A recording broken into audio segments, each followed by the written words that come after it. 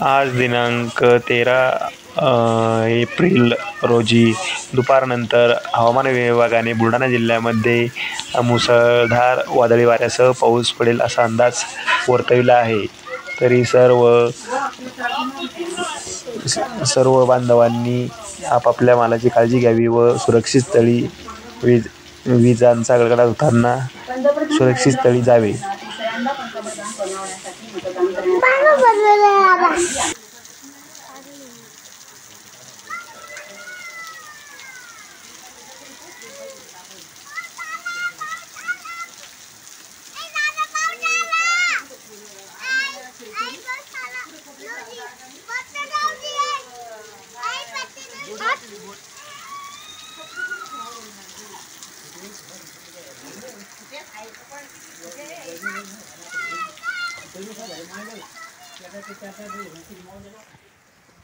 Yes.